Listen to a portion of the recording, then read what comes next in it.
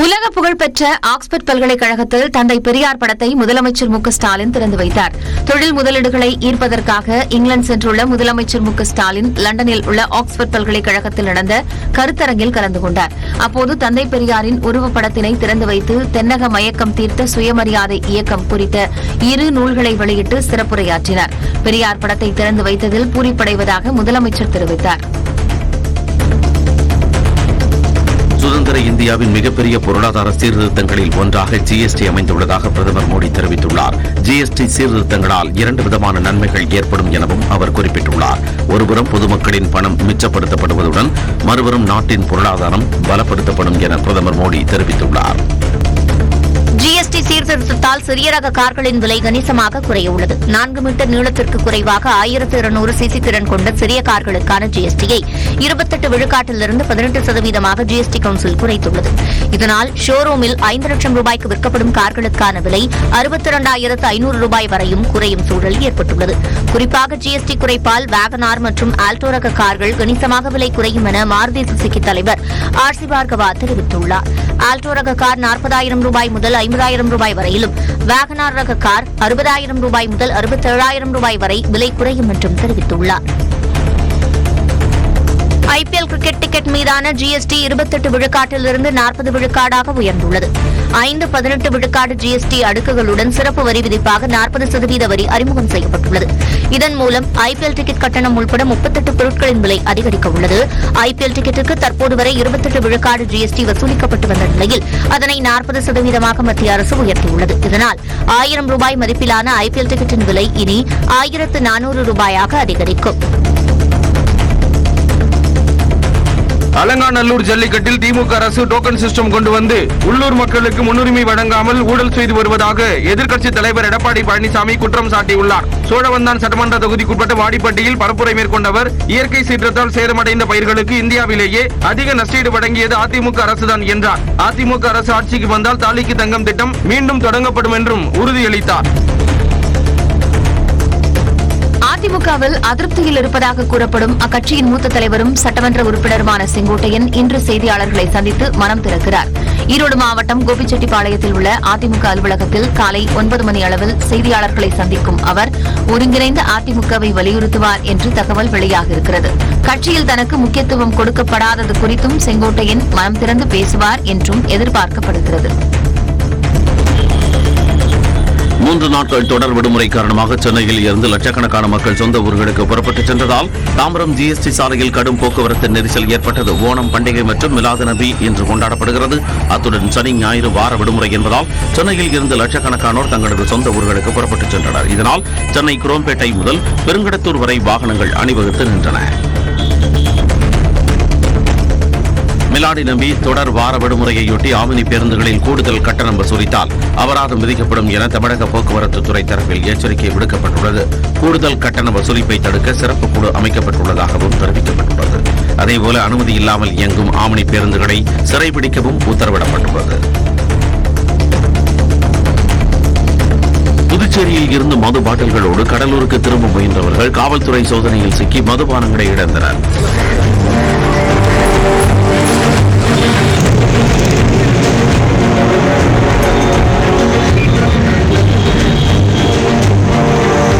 இன்று மிலாது நபியை ஒட்டி தமிழ்நாட்டில் டாஸ்மாக் கடைகளும் புதுச்சேரியில் மதுபான கடைகளுக்கு விடுமுறை அளிக்கப்பட்டுள்ளது. இந்நிலையில் நேற்று புதுச்சேரியில் இருந்து கடலூர் வழியாக மது பாட்டில்களோடு வந்தவர்கள் ஆல்பேட்டை பகுதியில் உள்ள சோதனைச் சாவடியில் காவல்துறையினரிடம் சிக்கினர். ஓணம் பண்டிகையையொட்டி சென்னையிலிருந்து கேரளா செல்லும் விமான டிக்கெட் கட்டணம் மும்மடங்கு உயர்ந்துள்ளது. சென்னையிலிருந்து திருவனந்தபுரத்திற்கு செல்ல சாதாரண நாட்களில் 4,359 ரூபாய் கட்டணம் உள்ள நிலையில் தற்போது 19,903 ரூபாயாக உயர்ந்துள்ளது. சென்னையிலிருந்து கொச்சிக்கு செல்ல 3,713 ரூபாயாக இருந்த கட்டணம் 11,798 ரூபாயாக அதிகரித்துள்ளது. இதேபோன்று சென்னையிலிருந்து கோழிக்கோடுக்கு செல்ல 3,629 ரூபாயாக இருந்த விமான கட்டணம் தற்போது 10,286 ரூபாயாக உயர்ந்துள்ளது. சென்னை கேரளாவிற்கு செல்லும் விமானங்களின் கட்டணம் உயர்ந்ததால் பயணிகள் அதிர்ச்சி அடைந்துள்ளனர். சென்னை எண்ணூரில் 2 பேருந்துகள் நேருக்கு நேர் மோதியதில் 10க்கும் மேற்பட்டோர் காயமடைந்தனர். பிராட்வேயிலிருந்து எண்ணூர் நோக்கி சென்ற அரசு பேருந்து எண்ணூர் அனல்மின் நிலையம் அருகே கத்திவாக்கம் மேம்பாலத்தில் ஏறியபோது எதிரே வேகமாக இறங்கிய கல்லூரி பேருந்து மீது மோதியது.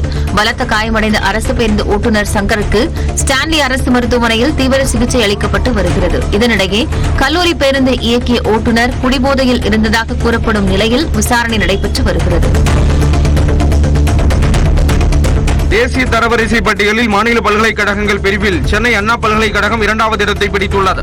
சிறந்த கல்வி நிறுவனங்கள், பல்கலைக்கழகங்கள், கல்லூரிகளின் தரவரிசை பட்டியலை NIRF வெளியிட்டுள்ளது. அதன்படி மாநில பல்கலைக்கழகங்கள் பிரிவில் மேற்கு வங்கத்தில் உள்ள ஜாதவ்பூர் பல்கலைக்கழகம் முதலிடம் பிடித்துள்ளது. சென்னை அண்ணா பல்கலைக்கழகம் 2வது இடத்திலும், கோயம்புத்தூர் பாரதியார் பல்கலைக்கழகம் 10வது இடத்திலும் உள்ளன. பொறியியல் பிரிவில் திருச்சி NIT 9வது இடம் பிடித்துள்ளது. தேசிய தரவரிசை பட்டியல் வெளியிட்டுள்ள நிலையில் மருத்துவக் கல்லூரியை பொறுத்தவரை வேலூர் CMC 3வது இடத்தையும், புதுச்சேரி ஜிப்மர் 4வது இடத்தையும் பிடித்துள்ளன. பார்மசி கல்லூரிகளில் SRM பல்கலைக்கழகம் 10வது இடத்திலும், பல் மருத்துவக் கல்லூரியில் சவிதா 2வது இடத்திலும் உள்ளன. கல்லூரிகளை பொறுத்தவரை PSGR கிருஷ்ணம்மாள் மகளிர் கல்லூரி 9வது இடத்தையும், PSG கலை மற்றும் அறிவியல் கல்லூரி 10வது இடத்தையும் பிடித்துள்ளன. சிறந்த கல்வி நிறுவனங்களுக்கான தேசிய தரவரிசை பட்டியலில் சென்னை IIT தொடர்ந்து 7வது ஆண்டாக முதலிடத்தில் நீடிக்கிறது. 2025ஆம் ஆண்டுக்கான தரவரிசை பட்டியலை மத்திய கல்வித்துறை அமைச்சர் தர்மேந்திர பிரதான் வெளியிட்டார். அதில் சிறந்த கல்வி நிறுவனங்களுக்கான ஒட்டுமொத்த பிரிவில் சென்னை IIT முதலிடத்தில் உள்ளது. இதேபோன்று பொறியியல் பிரிவிலும் சென்னை IIT தொடர்ந்து 10 ஆண்டுகளாக முதலிடத்தில் நீடிக்கிறது. தேசிய அளவிலான கல்வி நிறுவனங்களில் தொடர்ந்து முதலிடத்தில் இருப்பதற்கு பேராசிரியர்களே காரணம் என்று சென்னை IIT இயக்குநர் காமகோடி கூறியுள்ளார். ஸ்டார்ட் அப்ஸ் நம்ம உருவாக்கணும். நம் குழந்தைகளை அவர்களை ஒரு எஜமானர்களாக ஆக்க வேண்டிய ஒரு பெரிய ரெஸ்பான்சிபிலிட்டி நமக்கு இருக்கு. சென்னையில் வளர்ப்பு நாய்களுக்கு அடுத்த மாதம் முதல் மைக்ரோ சிப் பொருத்துவது கட்டாயம் என மாநகராட்சி முடிவு செய்துள்ளது. இதற்காக 2 லட்சம் மைக்ரோ சிப்புகள் கொள்முதல் செய்யப்பட்டுள்ளதாக கூறப்படுகிறது. இவ்வாறு மைக்ரோ சிப் பொருத்தப்படும் நாய்களை அதற்கான செயலி மூலம் கண்காணிக்க முடிவு செய்துள்ள சென்னை மாநகராட்சி தற்போது வரை 11,000 தெருநாய்களுக்கு மைக்ரோ சிப் பொருத்தி கண்காணித்து வருவதாக தெரிவித்துள்ளது. மைக்ரோ சிப் பொருத்தாத நாயின் உரிமையாளர்களுக்கு 3,000 ரூபாய் அபராதம் விதிக்கவும் சென்னை மாநகராட்சி முடிவு செய்துள்ளதாக தெரிகிறது. டெல்லி மற்றும் அதனை ஒட்டிய பகுதிகளில் பெய்து வரும் கனமழையால் யமுனை நதியில் வெள்ளம் கரைபுரண்டு ஓடுகிறது. அபாய அளவை தாண்டி வெள்ளம் பாய்ந்தோடுவதால் தென்கிழக்கு பகுதியில் உள்ள மதன்பூர் காதர் பகுதி வெள்ளத்தில் மூழ்கியுள்ளது. இதனால் வெள்ளத்தில் சிக்கியிருந்த மக்களை அங்கிருந்து தேசிய பேரிடர் மீட்புப் படை வீரர்கள் பாதுகாப்பாக மீட்டனர். அதேபோன்று காஷ்மீரி கேட் பகுதியில் வெள்ள பாதிப்பு ஏற்பட்டுள்ளது. சாலைகள் தண்ணீரில் மூழ்கியுள்ளதால் போக்குவரத்து வெகுவாக பாதிக்கப்பட்டுள்ளது.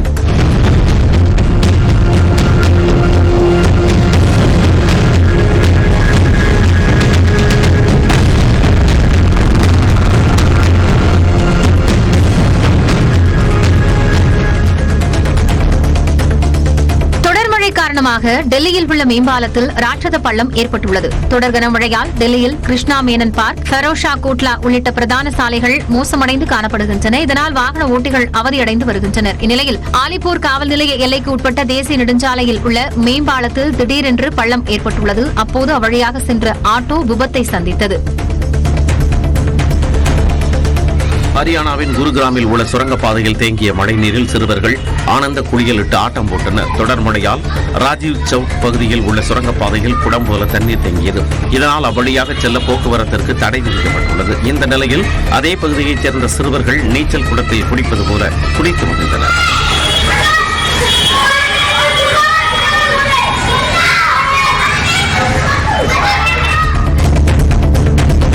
நபிகள் நாயகத்தின் பிறந்த நாளை கொண்டாடும் இஸ்லாமிய மக்களுக்கு முதலமைச்சர் மு.க. ஸ்டாலின் மிலாது நபி வாழ்த்து தெரிவித்துள்ளார். இது தொடர்பாக வெளியிடப்பட்ட செய்தியில் உண்மை, இரக்கம், ஈகை, அன்பு, கல்வி அறிவு என உலகத்திற்கு நற்கருத்துக்களை போதித்தவர் நபிகள் நாயகம் என்று குறிப்பிட்டுள்ளார்.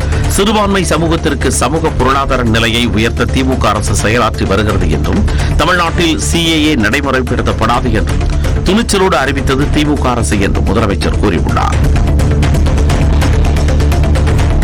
முல்லை பெரியாறு அணை நீர்மட்டத்தை உயர்த்த திமுக அரசு நடவடிக்கை எடுக்க தவறிவிட்டதாக அதிமுக பொதுச் செயலாளர் எடப்பாடி பழனிசாமி குற்றம் சாட்டியுள்ளார். தேனி மாவட்டம் ஆண்டிப்பட்டியில் பரப்புரை கூட்டத்தில் பேசிய அவர், அதிமுக ஆட்சி அமைந்ததும் முல்லை பெரியாறு அணை நீர்மட்டத்தை உயர்த்த நடவடிக்கை எடுக்கப்படும் என்று உறுதியளித்தார்.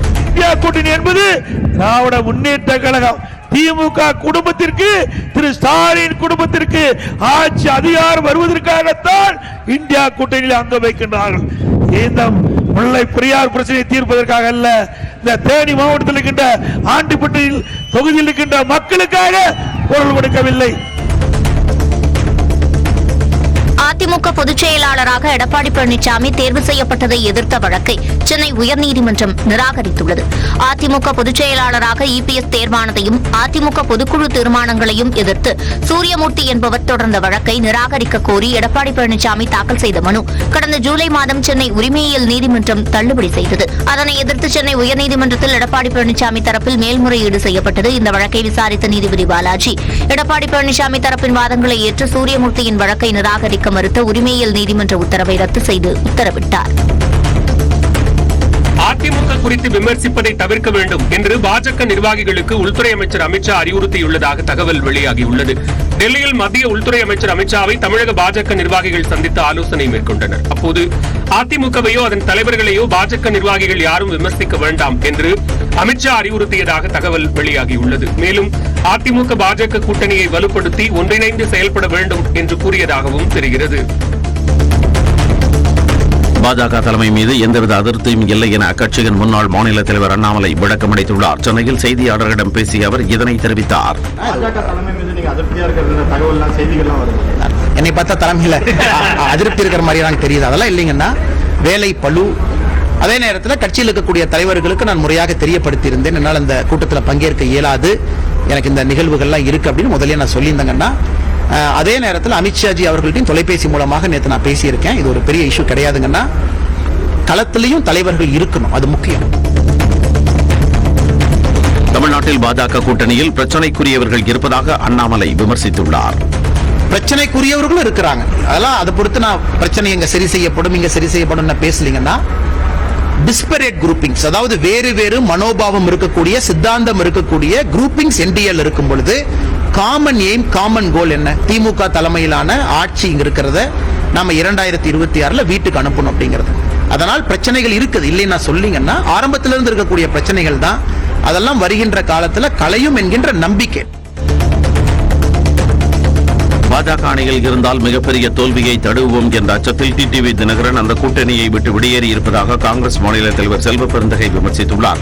சென்னையில் செய்தியாளர்களிடம் பேசிய அவர் டிடிவி தினகரனை போன்று பிற கூட்டணி கட்சிகளும் பாஜகவை விரைவில் புரிந்து கொள்வார்கள் என்று தெரிவித்தார். அவருக்கு இப்பொழுதுதான் தெரிந்திருக்கிறது, இது தமிழ்நாட்டிற்கு உகந்த கூட்டணி அல்ல, தமிழ்நாட்டு மக்கள் ஏற்றுக்கொள்ளுகின்ற கூட்டணி இல்ல. ஆகையால் நாமும் இந்த பாஜக அணியில் இருந்தால் மிகப்பெரிய தோல்வியை தழுவுவோம் என்ற அடிப்படையில் அவர் வெளியேறி இருக்கிறார். தேசிய ஜனநாயக கூட்டணியில் இருந்து அமமுக வெளியேறியதை வரவேற்று தேனி அருகே அக்கட்சியினர் பட்டாசு வெடித்தும் இனிப்புகள் வழங்கியும் கொண்டாட்டத்தில் ஈடுபட்டனர். சின்னமனூரில் உள்ள மார்க்கேயன் கோட்டை ரவுண்டானா பிரிவில் தேனி மாவட்ட அமமுகவினர் கொண்டாட்டத்தில் ஈடுபட்டனர்.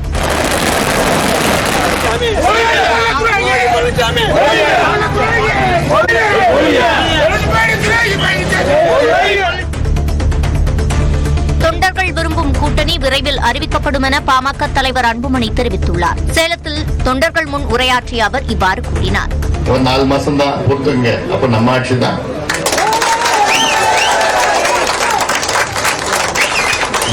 நீங்க எதிர்பார்க்கிற கூட்டணி விரைவில் அறிவிக்கப்படும். அதிமுக பொதுச் செயலாளர் எடப்பாடி பழனிசாமி முதுகில் குத்திவிட்டார் என்று தான் கூறவில்லை என தேமுதிக பொதுச் செயலாளர் Premalatha Vijayakanth விளக்கமளித்துள்ளார்.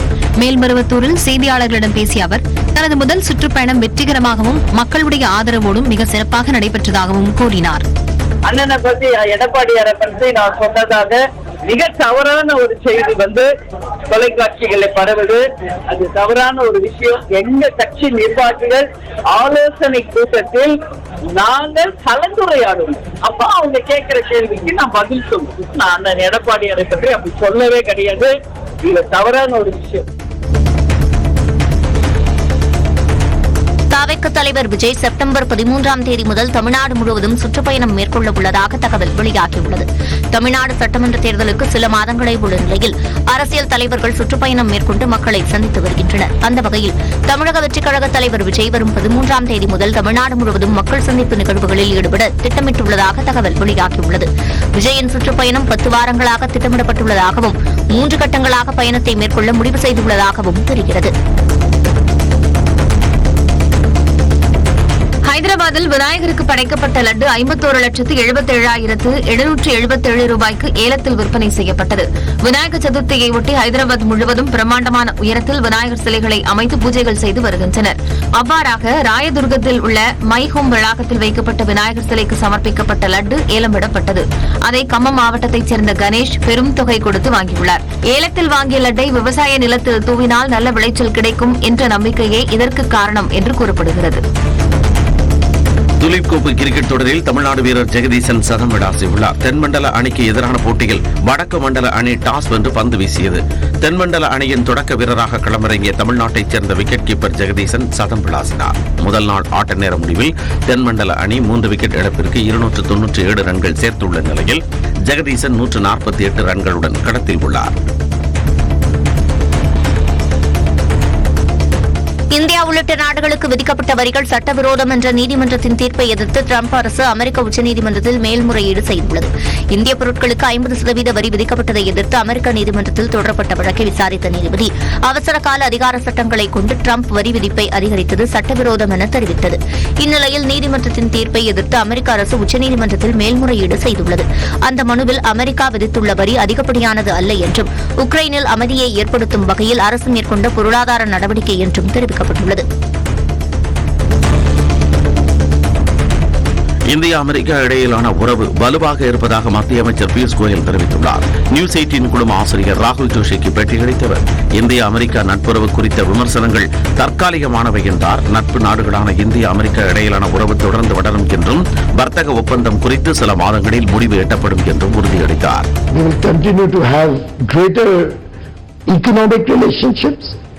Defense relationships, greater interest in a safe, fair and secure Indo-Pacific. சீனாவில் இந்தியாவின் வணிக வாய்ப்புகளை விரிவுபடுத்த நடவடிக்கை எடுக்கப்பட்டு வருவதாக மத்திய அமைச்சர் பியூஷ் கோயல் தெரிவித்தார். நியூஸ் 18 குழும ஆசிரியர் ராகுல் ஜோஷிக்கு அளித்த பேட்டியில் சர்வதேச அளவிலான ஏற்றுமதி மற்றும் தடையற்ற வர்த்தக ஒப்பந்தங்களை மேற்கொள்ள செயற்கை நுண்ணறிவு தொழில்நுட்பத்தின் மூலம் 50 நாடுகளை இந்தியா அடையாளம் கண்டுள்ளதாகவும் தெரிவித்தார். Expand opportunities for Indian businesses in China. வரலாற்று சிறப்புமிக்க ஜிஎஸ்டி சீர்திருத்தத்தை அதிமுக சார்பில் மனதார வரவேற்பதாக அக்கட்சியின் பொதுச் செயலாளர் எடப்பாடி பழனிசாமி தெரிவித்துள்ளார். எக்ஸ் பக்கத்தில் பதிவிட்டுள்ள அவர் ஜிஎஸ்டி வரி விதிப்பை 2 அடுக்குகளாக கொண்டு வந்ததன் மூலம் மருத்துவம், விவசாயம், காப்பீடு மற்றும் அத்தியாவசிய பொருட்களின் விலை குறைய வழிவகை செய்யப்பட்டிருப்பதாக குறிப்பிட்டுள்ளார். இதன் மூலம் பொதுமக்களின் நம்பிக்கை அதிகமாகி நாட்டின் பொருளாதார வளர்ச்சி வலுவடையும் என்றும் தெரிவித்துள்ளார். அதிமுக பொதுச் செயலாளர் எடப்பாடி பழனிசாமி பாஜகவின் குரலாகவே மாறிவிட்டதாக தமிழ்நாடு நிதியமைச்சர் தங்கம் தென்னரசு விமர்சித்துள்ளார். ஜிஎஸ்டி வரி குறைப்பை இபிஎஸ் பாராட்டி வெளியிட்ட எக்ஸ் பதிவை மேற்கோள் காட்டி பதிவிட்டுள்ள அவர் மாநில வருவாய், மாநில நிதி சுயாட்சியை பாதுகாப்பது குறித்து தனது பதிவில் இபிஎஸ் ஒரு வரி கூட கூறாதது ஏன் என்று வினவியுள்ளார். தேர்தல் நெருங்கும் சூழலில் பாஜகவுடன் கூட்டணி வைத்து தமிழக மக்களின் நிதி நலனையும் உரிமைகளையும் எடப்பாடி பழனிசாமி புறக்கணிப்பதாகவும் அவர் விமர்சித்துள்ளார். ஜிஎஸ்டி மூலம் 8 ஆண்டுகளாக ஏழை மக்களை கசக்கி பிழிந்த மத்திய அரசு தற்போது தவறை உணர்ந்து திருந்தி இருக்கிறது என முன்னாள் நிதியமைச்சர் ப. சிதம்பரம் விமர்சித்துள்ளார். மதுரையில் செய்தியாளர்களிடம் பேசிய அவர் இத்தனை ஆண்டுகளாக மக்கள் அதிகப்படியான ஜிஎஸ்டியை செலுத்தி வந்ததாகவும் குற்றம் சாட்டினார். ஆனால் இத்தனை ஆண்டுகளாக 12%, 18% அதே மக்கள் தானே தந்தார்கள். இன்று 5% பொருத்தம் என்றால் ஏன் போன வருஷம் பொருந்தாது, 3 வருஷத்துக்கு முன்னாடி பொருந்தாது? அவர்களை கசக்கி புழிந்து அவர்களுடைய பணத்தை எல்லாம் வரியாக வசூலித்து இப்பொழுதாவது அவர்களுக்கு மனம் திருந்தி அறிவு தெளிந்து இந்த வரி விகிதங்களை குறைத்திருக்கிறார்கள் என்பதற்காக அவர்களை பாராட்டுகிறேன். அரசு கலை அறிவியல் மற்றும் கல்வியியல் கல்லூரிகளில் இளநிலை மற்றும் முதுநிலை பாடப்பிரிவுகளுக்கான மாணாக்கர் சேர்க்கைக்கான இணையதள விண்ணப்ப பதிவு வசதி செப்டம்பர் 30ஆம் தேதி வரை நீட்டிக்கப்பட்டுள்ளது. அரசு கல்லூரி அல்லாத பகுதிகளில் நடப்பாண்டில் மட்டும் புதிதாக 15 அரசு கலை மற்றும் அறிவியல் கல்லூரிகள் தொடங்கப்பட்டிருப்பதாகவும் மாணவர்களின் தேவைக்கு ஏற்ப 15,000த்திற்கும் மேற்பட்ட மாணாக்கர் சேர்க்கை இடங்கள் பல்வேறு பாடப்பிரிவுகளில் உருவாக்கப்பட்டிருப்பதாகவும் அமைச்சர் கோவி செழியன் தெரிவித்துள்ளார். சென்னை எழும்பூர் ரயில் நிலையத்தில் மேம்பாட்டு பணி காரணமாக தென் மாவட்டங்களுக்கு செல்லும் 3 விரைவு ரயில்கள் வரும் 10ஆம் தேதி முதல் நவம்பர் 9ஆம் தேதி வரை எழும்பூருக்கு பதிலாக தாம்பரத்திலிருந்து புறப்பட்டு செல்லும் என்று தெற்கு ரயில்வே அறிவித்துள்ளது. அதன்படி திருச்சி எழும்பூர் இடையிலான மலைக்கோட்டை விரைவு ரயில், மதுரை எழும்பூர் இடையிலான பாண்டியன் விரைவு ரயில், ராமேஸ்வரம் எழும்பூர் இடையிலான ராமேஸ்வரம் விரைவு ரயில் ஆகியவை தாம்பரத்திலிருந்து புறப்பட்டு செல்லும் என்று தெரிவிக்கப்பட்டுள்ளது. அடுத்த கட்ட நடவடிக்கை குறித்து ஆலோசனை நடத்துவதற்காக சென்னை சிந்தாதிரிப்பேட்டை மேதன பூங்காவில் கூடிய தூய்மைப் பணியாளர்கள் கைது செய்யப்பட்டனர். சென்னையில் 5 மற்றும் 6வது மண்டலங்களில் தூய்மைப் பணிக்கான ஒப்பந்தம் தனியாருக்கு வழங்கப்பட்டதை கண்டித்து மாநகராட்சி தலைமை அலுவலகமான ரிப்பன் மாளிகை முன்பு தொடர் போராட்டத்தில் ஈடுபட்டனர். 13 நாட்களாக போராட்டம் நடத்திய அவர்கள் கைது செய்யப்பட்டு பின்னர் விடுவிக்கப்பட்டனர். இந்நிலையில் அடுத்த கட்ட நடவடிக்கை குறித்து ஆலோசனை நடத்துவதற்காக 300க்கும் மேற்பட்டோர் சிந்தாதிரிப்பேட்டை மேதின பூங்காவில் கூடினர். அவர்களை காவல்துறை அனுமதிக்க மறுத்த நிலையில் வாக்குவாதம் ஏற்பட்டது.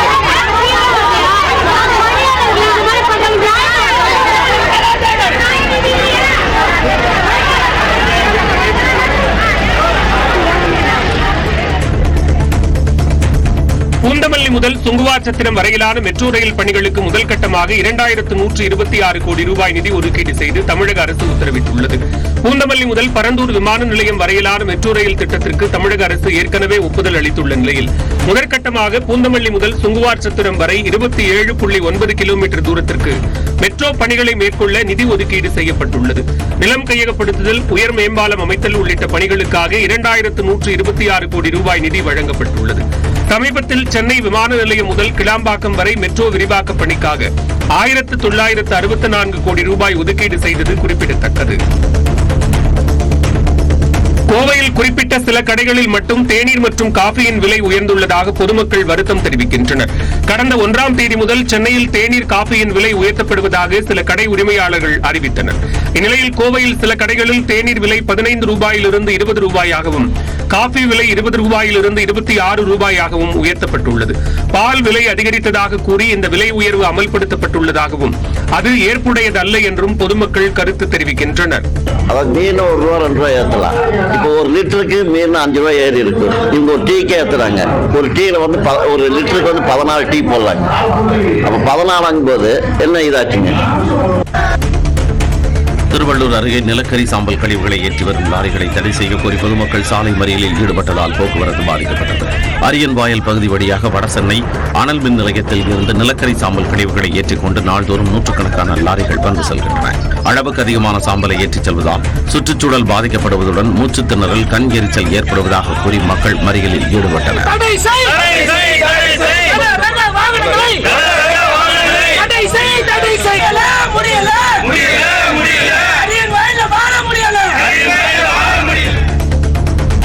திருவாரூர் மாவட்டம் நன்னிலம் அருகே ஆதிவிநாயகர் கோயில் கும்பாபிஷேக விழாவில் மயக்கமடைந்த அறங்காவலர் மருத்துவமனைக்கு செல்லும் வழியில் உயிரிழந்தார். செதளபதி கிராமத்தில் உள்ள ஆதிவிநாயகர் கோயிலில் சிவாச்சாரியார்கள் வேதமந்திரம் முழங்க கும்பாபிஷேகம் வெகுவிமர்சையாக நடைபெற்றது. இந்த விழாவில் பங்கேற்றுவிட்டு கோபுரத்தில் இருந்து கீழே இறங்கிய போது அறங்காவலர் லட்சுமணன் திடீரென மயங்கி விழுந்தார். அருகே இருந்தவர்கள் அவரை உடனடியாக மருத்துவமனைக்கு அழைத்துச் சென்ற நிலையில் பாதி வழியிலேயே பரிதாபமாக உயிரிழந்தார். கடலூர் கேஎன்பேட்டையில் தண்ணீர் வாளியில் தவறி விழுந்த 1.5 வயது குழந்தை உயிரிழந்தது சோகத்தை ஏற்படுத்தியுள்ளது. சிவசங்கரன், ஞானசௌந்தரி தம்பதியினருக்கு 1.5 வயதில் இரட்டை பெண் குழந்தைகள் இருந்த நிலையில் குணஸ்ரீ என்ற குழந்தை விளையாடிக் கொண்டிருக்கும் போது தண்ணீர் வாளியில் தவறி விழுந்துள்ளது.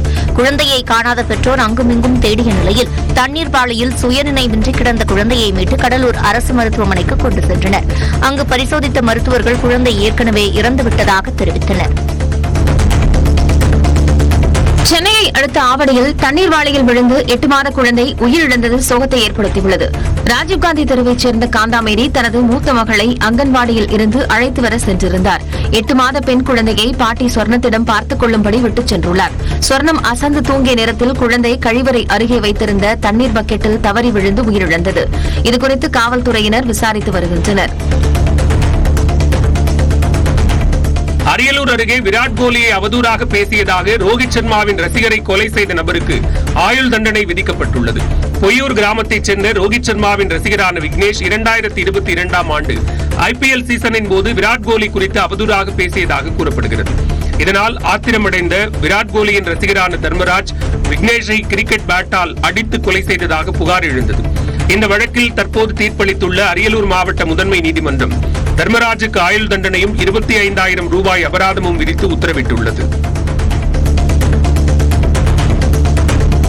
இந்திய கிரிக்கெட் அணியின் ஜெர்சி ஸ்பான்சர்ஷிப் கட்டணத்தை பிசிசிஐ உயர்த்தியுள்ளது. அதன்படி இரு நாடுகள் விளையாடும் தொடருக்கு 3 கோடியே 15 லட்சத்தில் இருந்து 3 கோடியே 50 லட்சமாக நிர்ணயம் செய்யப்பட்டுள்ளது.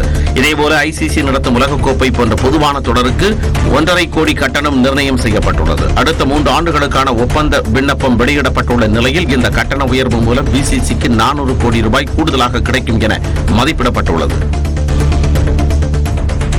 சட்டவிரோத ஆன்லைன் சூதாட்ட செயலியை விளம்பரப்படுத்தியதற்காக இந்திய கிரிக்கெட் வீரர் ஷிகர் தவானுக்கு அமலாக்கத்துறை சம்மன் அனுப்பியுள்ளது. 1xBet ஆன்லைன் சூதாட்ட செயலி சட்டவிரோதமாக செயல்பட்டு கோடிக்கணக்கான நிதி முறைகேட்டிலும் சூதாட்டத்திலும் ஈடுபட்டதாக புகார் எழுந்தது. அதன் அடிப்படையில் இந்த சூதாட்ட செயலியை விளம்பரப்படுத்திய சுரேஷ் ரெய்னா, ஹர்பஜன் சிங், பிரகாஷ் ராஜ், ராணா டகுபதி, விஜய் தேவரகொண்டாவுக்கு நோட்டீஸ் அனுப்பப்பட்டு விசாரணை நடைபெற்று வருகிறது. அந்த வரிசையில் கிரிக்கெட் வீரர் ஷிகர் தவானுக்கு அமலாக்கத்துறை நோட்டீஸ் அனுப்பியுள்ளது. சக மனிதர்களை நேசிப்பவர்கள்தான் சமூகத்திற்கான மாற்றங்களை உருவாக்கியுள்ளதாக நியூஸ்18 தமிழ்நாடு தொலைக்காட்சி ஆசிரியர் கார்த்திகை செல்வன் தெரிவித்துள்ளார். திண்டுக்கல்லில் 12வது புத்தக காட்சியில் அன்பின்றி அமையாது உலகு என்ற தலைப்பில் நடந்த நிகழ்ச்சியில் பேசிய அவர், அறிவு சார்ந்த ஒரு சமூகம் மிகவும் அவசியம் என்று கூறினார். இயற்கையின் படைப்பில் எல்லோரும் ஒன்று, எல்லாருமே ஒண்ணுதான். அப்படின்னா வெவ்வேறாக இருக்க முடியாதுல்ல. சமநீதி, இந்த சமநீதி தான் சமூக நீதி, வேற ஒன்றும் இல்லை. சக மனிதனை நேசிப்பதுங்கிறது தான் சமூக நீதி. சமூக நீதிங்கிறது ஒரு பெரிய அரசியல் சொல்லாடலாம் எடுத்துக்காதீங்க. பாலின பாகுபாட்டை தகர்த்தெறியாவிட்டால் நாட்டை பாதுகாக்க முடியாது என்று பள்ளிக்கல்வித்துறை நடத்திய மாநில அளவிலான பேச்சுப் போட்டியில் வெற்றி பெற்ற மாணவி இலக்கியா தெரிவித்துள்ளார். திண்டுக்கல்லில் 12வது புத்தக காட்சியில் நடந்த நிகழ்ச்சியில் கலந்து கொண்டு பேசிய அவர், சமத்துவம்தான் சமுதாயத்தை பாதுகாக்கும் என்றார். பள்ளிகளில் மட்டுமே சமத்துவம், மனிதத்துவம் கற்றுக் கொடுக்கப்படுவதாகவும் தெரிவித்தார். Women are paid less than men, which is a gender discrimination. And until we break them, India cannot attain its truest self. Rayon, polyester உள்ளிட்ட நூல் ரகங்களுக்கு 5% ஜிஎஸ்டி குறைக்கப்பட்டதற்கு தமிழ்நாடு விசைத்தறி சங்கங்களின் கூட்டமைப்பு வரவேற்பு தெரிவித்துள்ளது. மேலும் 13 மாத ஜிஎஸ்டி நிலுவைத் தொகையான 500 கோடி ரூபாயை விடுவிக்க வேண்டும் என்றும் வலியுறுத்தியுள்ளது.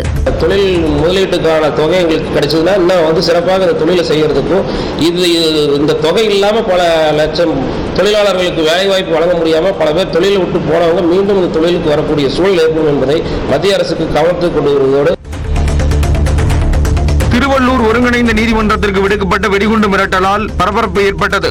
இமெயில் மூலம் வந்த மிரட்டல் குறித்து நீதிமன்ற ஊழியர்கள் அளித்த புகாரின் பேரில் வெடிகுண்டு நிபுணர்கள், மோப்பனாய் பிரிவு காவலர்கள் சோதனையில் ஈடுபட்டனர். அனைத்து பகுதிகளிலும் சுமார் 3 மணி நேரத்திற்கு மேலாக சோதனை நடைபெற்ற நிலையில் வெடிகுண்டு ஏதும் கண்டெடுக்கப்படவில்லை என்று காவல்துறையினர் தெரிவித்துள்ளனர். சென்னை திருவான்மியூரில் பணியின் போது கீழே கிடந்த 1 சவரன் தங்கச் சங்கிலியை காவல் நிலையத்தில் ஒப்படைத்த தூய்மை பணியாளருக்கு முதலமைச்சர் மற்றும் துணை முதலமைச்சர் பாராட்டு தெரிவித்துள்ளனர். எக்ஸ் தளத்தில் இது தொடர்பாக பதிவிட்டுள்ள துணை முதலமைச்சர் உதயநிதி ஸ்டாலின், தூய உள்ளத்துக்கு சொந்தக்காரரான தூய்மை பணியாளர் கிளாரா மற்றும் அவரது குடும்பத்தாரை சந்தித்து பாராட்டியதாக தெரிவித்துள்ளார். முதலமைச்சரின் அறிவுறுத்தல் படி புத்தாடையும் திமுக இளைஞரணி அறக்கட்டளை சார்பில் நிதியும் வழங்கி வாழ்த்தியதாக குறிப்பிட்டுள்ளார். கிட்னி திருட்டு விவகாரம் தொடர்பாக திமுக அரசை கண்டித்து திருச்சியில் வருகின்ற 9ஆம் தேதி ஆர்ப்பாட்டம் நடத்தப்படும் என்று அதிமுக பொதுச் செயலாளர் எடப்பாடி பழனிசாமி அறிவித்துள்ளார். இது தொடர்பான அறிக்கையில் மணச்சநல்லூர் திமுக எம்எல்ஏ கதிரவனுக்கு சொந்தமான பெரம்பலூர் தனலட்சுமி சீனிவாசன் மருத்துவக் கல்லூரி மருத்துவமனையில் கிட்னி திருட்டு நடைபெற்றதாக தமிழக அரசின் மருத்துவத்துறை அதிகாரிகளால் உறுதி செய்யப்பட்டுள்ளதாகவும், இதில் உரிய நடவடிக்கை எடுக்காமல் அமைதி காத்து திமுக நிர்வாகி மற்றும் சம்பந்தப்பட்ட மருத்துவமனையை பாதுகாக்க நினைப்பதாக குற்றம் சாட்டியுள்ளார். நீலகிரி மாவட்டம் கூடலூரிலிருந்து கேரளா செல்லும் சாலையில் பைக்கில் சென்றவர்கள் யானையிடமிருந்து நூலிடையில் உயிர் தப்பினர். பால்மேடு எனும் பகுதியில் யானை ஒன்று வனப்பகுதியிலிருந்து வெளியேறி சாலையை கடந்து மறுபகுதிக்கு சென்றது. அப்போது பைக்கில் வந்த கேரள சுற்றுலா பயணிகள் இருவர் யானையிடமிருந்து உயிர் தப்பினர்.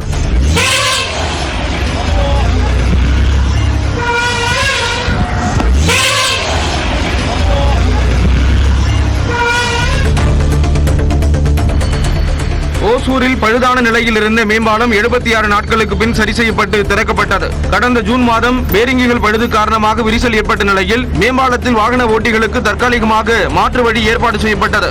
இதனால் ஓசூர் நகரின் பல இடங்களில் கடும் போக்குவரத்து நெரிசல் ஏற்பட்டு வந்த நிலையில் தற்போது மேம்பாலம் திறக்கப்பட்டதால் வாகன ஓட்டிகள் மற்றும் பொதுமக்கள் நிம்மதியடைந்துள்ளனர்.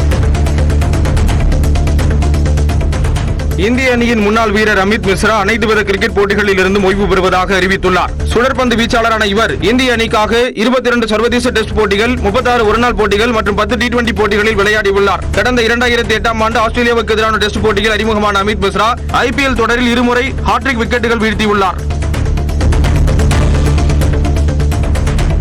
சென்னையில் ஆபரண தங்கத்தின் விலை 1 கிராம் 10 ரூபாய் குறைந்து 9,795 ரூபாய்க்கு விற்பனை செய்யப்படுகிறது. சென்னையில் தங்கத்தின் விலை கடந்த 10 நாட்களுக்கு மேலாக ஏறுமுகமாக இருந்து வந்தது. இந்நிலையில் தற்போது 1 கிராம் தங்கத்தின் விலை 10 ரூபாய் குறைந்து 9,795 ரூபாய்க்கு விற்பனையாகிறது. சவரனுக்கு 80 ரூபாய் குறைந்து 78,360 ரூபாய்க்கு விற்பனை செய்யப்படுகிறது. வெள்ளி விலையை பொறுத்தவரை எந்தவித மாற்றமும் இன்றி 1 கிராம் 137 ரூபாய்க்கு விற்பனையாகிறது.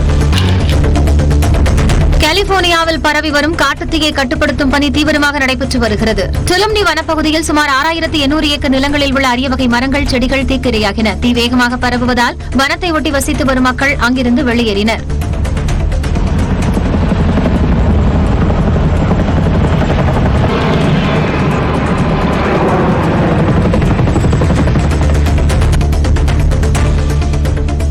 அமெரிக்காவில் அடுத்த ஆண்டு நடைபெற உள்ள உலகக்கோப்பை கால்பந்து தொடருக்கான டிக்கெட் விலை நிர்ணயம் செய்யப்பட்டுள்ளது. அதன்படி இறுதிப் போட்டிக்கான ஒரு டிக்கெட் 5.9 லட்சம் ரூபாயாக விலை நிர்ணயிக்கப்பட்டுள்ளது. 48 அணிகள் பங்கேற்கும் உலகின் மதிப்புமிக்க கால்பந்து தொடரான ஃபிஃபா உலகக்கோப்பை போட்டிகள் 2026 ஜூன் 11 முதல் ஜூலை 17 வரை நடைபெற உள்ளது.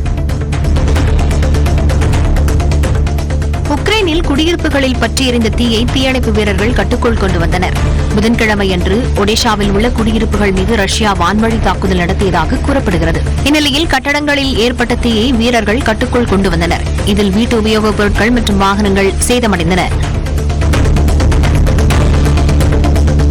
தொழில்துறை மற்றும் உயர்கல்வியில் தமிழ்நாடு முதன்மை மாநிலமாக விளங்கி வருவதாக இங்கிலாந்துக்கான இந்திய தூதர் விக்ரம் துரைசாமி பாராட்டு தெரிவித்துள்ளார். முதலமைச்சர் மு.க. ஸ்டாலின் இங்கிலாந்து சென்ற நிலையில் லண்டனில் விக்ரம் துரைசாமியை சந்தித்து பேசினார். அப்போது உலக முதலீட்டாளர்களுக்கு மிகவும் விருப்பமான இடங்களில் ஒன்றாக தமிழ்நாடு உள்ளதாக இந்திய தூதர் விக்ரம் துரைசாமி தெரிவித்தார்.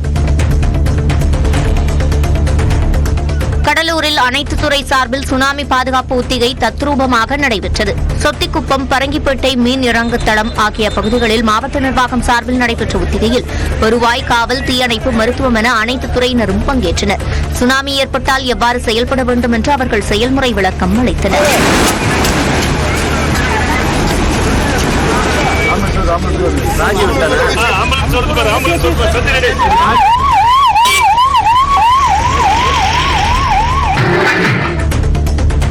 தஞ்சாவூர் மாவட்டம் பட்டுக்கோட்டை அருகே சாலையில் சென்றபோது இருசக்கர வாகனத்திலிருந்து புகை வந்ததால் ஆத்திரமடைந்த இளைஞர் வீட்டிற்கு வாங்கிச் சென்ற பொருட்களை ஆக்ரோஷத்துடன் போட்டுடைத்தார். தஞ்சாவூர் பட்டுக்கோட்டை நெடுஞ்சாலையில் வீரக்குறிச்சி என்ற பகுதியில் சென்ற இருசக்கர வாகனம் திடீரென பழுதடைந்து புகை வெளியானது.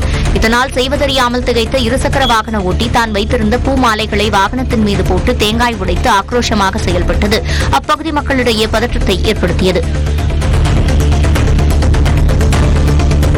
கிருஷ்ணகிரி மாவட்டம் காவேரிப்பட்டினம் பகுதியில் ஆக்கிரமிப்புகளை அகற்றி போக்குவரத்து நெரிசலுக்கு தீர்வு காண வேண்டும் என்று பொதுமக்கள் வலியுறுத்தியுள்ளனர். சேலம் மெயின் ரோட்டை ஒகேனக்கல், பாலக்கோடு போன்ற பகுதிக்கு செல்வோர் மட்டுமின்றி 50க்கும் மேற்பட்ட கிராம மக்களும் பயன்படுத்துகின்றனர். ஆனால் சாலையில் உள்ள ஆக்கிரமிப்புகளால் தினசரி போக்குவரத்து நெரிசல் ஏற்படுகிறது. இதனால் போக்குவரத்து காவலர்களை நியமித்து நெரிசலை கட்டுப்படுத்த வேண்டும் என்று மக்கள் கோரிக்கை விடுத்தனர். ஆந்திர மாநிலம் விஜயவாடாவில் பெண் ஒருவருடன் ஏற்பட்ட வாக்குவாதம் தொடர்பாக நடுவீதியில் சண்டையிட்டுக் கொண்ட இரு காவலர்கள் பணியிடை நீக்கம் செய்யப்பட்டுள்ளனர். அஜித் நகர் பகுதியில் போக்குவரத்து காவலராக இருந்த ஸ்ரீனிவாஸ் மதுபோதையில் இளம் பெண்ணுடன் நடுரோட்டில் வாக்குவாதத்தில் ஈடுபட்டுள்ளார். அப்போது மதுபோதையில் அங்கு வந்த காவலர் கோட்டேஸ்வர ராவ் ஸ்ரீனிவாசை தட்டி கேட்டுள்ளார். அப்போது இருவருக்கும் இடையே மோதல் ஏற்பட்டது. இது தொடர்பான வீடியோ வெளியாகி அதிர்ச்சி ஏற்படுத்திய நிலையில் இருவரையும் பணியிடை நீக்கம் செய்து ஆணையர் உத்தரவிட்டுள்ளார்.